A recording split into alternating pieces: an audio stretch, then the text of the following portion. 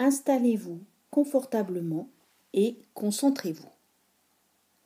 Sinus et cosinus d'un angle. Sur le cercle trigonométrique, on place le point M, puis la perpendiculaire à l'axe des abscisses passant par M. On obtient le point K à l'intersection avec l'axe. Dans le triangle rectangle OMK, sinus de AOM est égal à MK sur MO égale MK, puisque MO est égal à 1. Et cosinus de AOM égale OK sur OM égale OK. On peut remarquer que ce sont les coordonnées du point M. Par extension, le cosinus d'un angle est l'abscisse du point du cercle trigonométrique.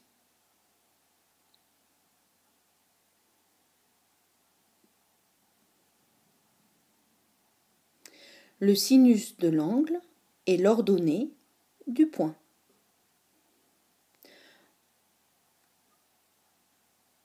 On a donc sur le cercle trigonométrique, pour l'angle AOM que l'on nomme alpha, cosinus alpha est l'abscisse de M, sinus alpha est son ordonnée.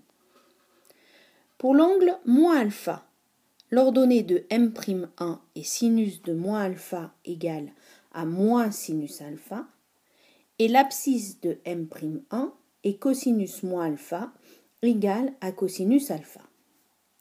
Pour l'angle pi moins alpha, son cosinus est égal à moins cosinus alpha et son sinus est égal à sinus alpha. Pour le quatrième angle associé, moins pi plus alpha, le sinus est égal à moins sinus alpha et le cosinus est égal à moins cosinus alpha. On obtient les formules.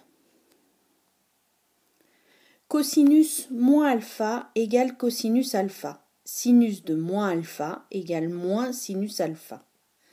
Cosinus de pi moins alpha égale moins cosinus alpha. Sinus de pi moins alpha égale sinus alpha. Cosinus de moins pi plus alpha égale moins cosinus alpha. Et sinus de moins pi plus alpha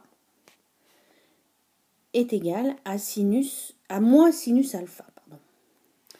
En utilisant le cercle trigonométrique, on peut définir le sinus et le cosinus de n'importe quelle valeur d'angle. Ce qui permet de définir deux nouvelles fonctions. Cosinus de R dans R qui a x associé cosinus x et sinus de R dans R qui a x associé sinus x. Merci de votre attention.